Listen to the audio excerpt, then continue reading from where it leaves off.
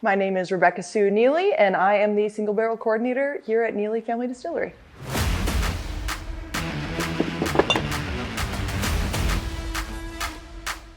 I always like to drink whiskey. That was the biggest thing, and I would hashtag things like whiskey and things on Instagram. And Steve Akeley reached out to me at one point. He's the owner of the ABV Network, and he asked me to be on a podcast because I had a funny video up. And after that first podcast, I thought they'd never ask me to be back on. But he said that they thought I was funny and asked me to be a guest host on the show. And then I ended up being a regular host every single Sunday, and that was about 5 years ago. So that's where it initially began, was just being a host up in North Dakota. And then I met my husband, Royce Neeley, and well, a pretty quick dating that we did, and we were married about 6 months after we started dating, and now I work in the distillery. So every day, for one, I work in the gift shop most of the time. That's my main job, is to just help out customers, help them actually learn how to taste whiskey. That's kind of a major thing for us, is that people don't just come in, slam their whiskey back like a shot, and not fully understand what it is that they're doing. Because I think that that's a big problem why some people don't like to drink whiskeys, bourbons, rye whiskeys, because they went to a bar one time, their buddy bought them a bottle, a shot of Jack Daniels, they took it as a shot and hated it.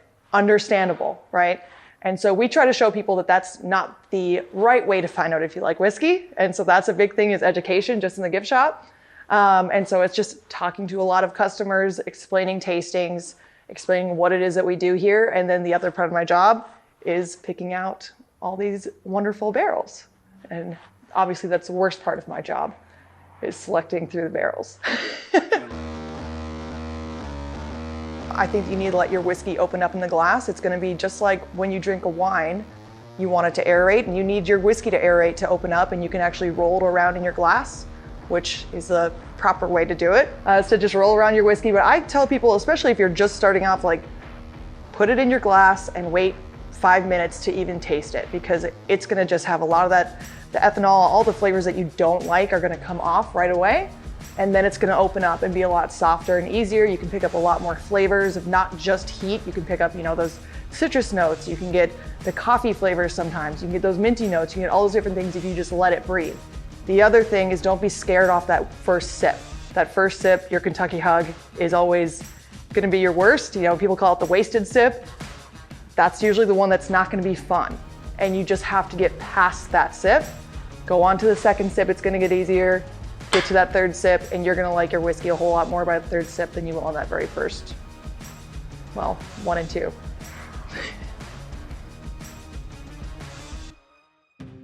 When you're out in the rick house and you're drilling into barrels, and just the way that the whiskey can change from the time that you just drill into a barrel and get into a glass, and you always take a nice little smell immediately. It changes so much from that point to when it warms up and is inside. I mean, just all the different flavors you can pick up, and trying to pick out those flavors.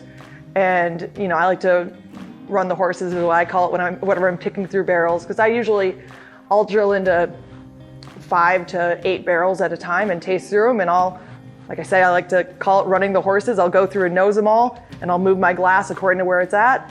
And then after that, I taste them all, and I move my glass according to that as well. And wherever it's at the end is usually going to be the best ones, that, at least for what I like to pick out. What we do here is very much geared towards having really unique and interesting single barrels, whether it's something like smoked oats or hot and toddy. We've had so many really interesting flavor profiles, leather bound. I mean, just all these crazy notes that you can get, and you can get some that reoccur, obviously. We're gonna have those breakfast bourbons a lot with the wheats, but they're still so different from each other every single time. And I just think that it's so fun figuring out those flavor profiles that you do get. And sometimes people have no idea what I'm talking about until they taste it and they go, oh, okay, I understand what you're saying here. So I think just finding new flavors that you wouldn't necessarily expect out of bourbons. To me, it's helping guide someone down a path that a majority of people do want to know that they're going down. the big bourbon people don't necessarily want to know that, or they may not agree with some of the flavor profiles that we pick out on that. But a majority of the people that we come in that are in our gift shop are not huge bourbon nerds that know everything that they're tasting. I mean, I think that most people aren't that person. And so I think it's a big deal to us to have names with them and be able to explain what it is that you are tasting, just so that people can start to learn a little bit more and they can feel, I'd say, a little bit more confident in what they're tasting too, especially when we have those weird flavor profiles. I think it just helps them learn. It also just makes it really fun. I mean, it's fun when someone walks in and they say that, like, I had marshmallow black belt a few years ago. It was my favorite, and we know which barrel that was, and we know the kind of flavor profile that they like to lean towards. They maybe don't know if it was a high rye or if it was a wheat or a 4-grain, but if they tell us what the barrel name was, we can tell you what you'll probably like. I think the biggest thing for me is doing barrel picks with people and having that be one of the best experiences that they've had in bourbon. Because to me, a barrel pick should be like the top thing that you get to do. That's something that not a lot of people have been able to do. And so I think that just making sure that people have an absolutely great time when they do come here to do a barrel pick, and that it's one of the top experiences, because I've gone on some other ones that were not very fun, and I think that that's strange. I think that they should always just be so much fun, and you should be able to just talk and learn about stuff and see the place. And I just think that that should always be your top-notch thing. So I guess that, like, making sure that people have fantastic barrel picks whenever we do those. I'd like to that be my legacy, I guess, is be a great barrel picking team. I wouldn't be doing this if it wasn't for my husband, but just make sure that you're going to distilleries and you're making good connections with people, and learning about the products and learning about everything. I mean, like, I think that you have to know a little bit about every place too, just to be good at that job. I'm not saying I've gone to every distillery, but I've gone to quite a few now. And I think that learning about the experiences that you want to go on, and the ones that you don't want to go on is a big deal. Joining groups and clubs that do barrel picks and getting onto those barrel picking teams, that's a big deal, obviously. I mean, one of our employees, Tom, he came out here just to do a barrel pick, and he found out we were hiring, and he said, I would love to do that. I think that just showing a lot of passion with it, that's gonna help you a lot if you want to get into whiskey. You can't just be like, it's cool and all, but like you have to be passionate about what it is that you're trying to get into, and you have to love the whiskey, and not just one whiskey. I mean, you need to love all the stuff that is good. I shouldn't say all the whiskey, but you should be willing to taste any sort of mash bill from any sort of distillery, big, small, and don't just, don't think that heritage brands are the only thing that exist. Craft distilleries, I think, are probably a whole lot more fun. I think that, I think the reason that people like literally dedicate their lives to bourbon, and at least as far as I know in the United States, people are doing that to vodka. But bourbon, I think that there's just so many, like, for bourbon itself, there's so many nuances behind bourbon, and all the different flavors and all the different, places that you can go to different distilleries and try great bourbon at, that it's become so, it's, America's native spirit. It's become such a destination thing here for us. But I think that it is so big because there's so much community behind bourbon. There's bourbon clubs all over the place in, like, not every little tiny city, but there are just bourbon clubs everywhere. And so I think that people use it as something to make friends. And I might be wrong, but I'm not sure about any vodka clubs across the US. I'm sure that there's something, but it's just something to be said for the fact I've never heard of them. But I think that just, people make so many friends, and bourbon itself has, like, there's just so much that you can taste when it comes to even smaller barrels, bigger barrels, finished barrels, the different mash bills, all just the different types of whiskey across America too at this point.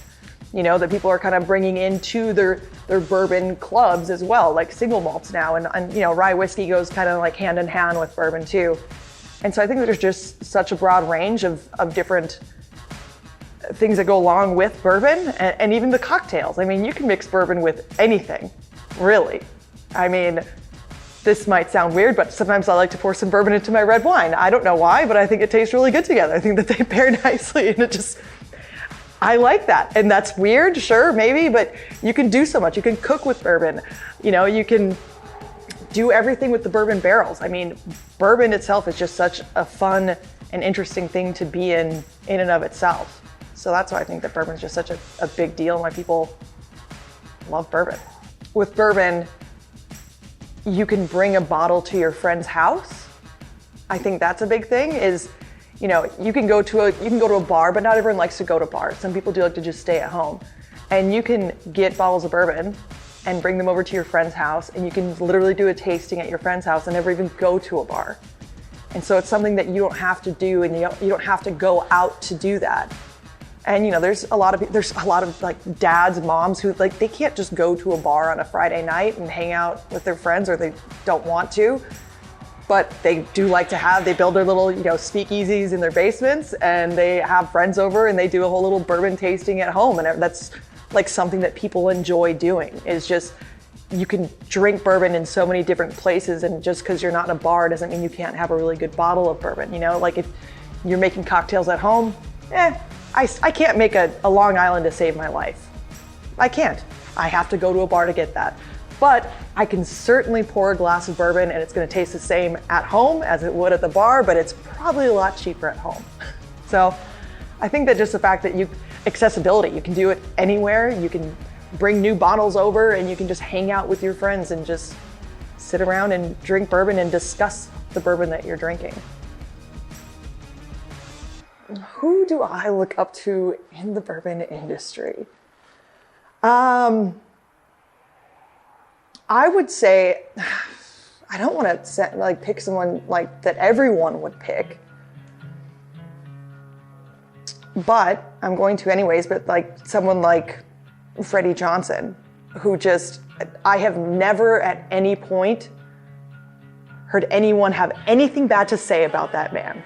Now, plenty of people don't always have good things to say about me, and that's not my intent, but just people love to listen to him. Like that is like my celebrity, that's my bourbon celebrity, is Freddie Johnson.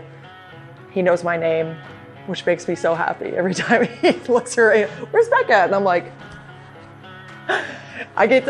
but just the overall positivity, and he wants to teach you things about bourbon, and he wants it to be about community, and I like that, and I like the Freddie Johnson approach to bourbon. It's not any sort of negativity about anything. It's always just a positive light from him, and I think that sometimes people get a little bit too far away with, you know, reviews or whatever they want to do, and also all just the crazy stuff with how much you're selling things for, and I think that brings some negative light to bourbon, and I don't enjoy that. But Freddie's just like the shining light of positivity with bourbon, and that makes me happy, and it makes me want to be like Freddie Johnson.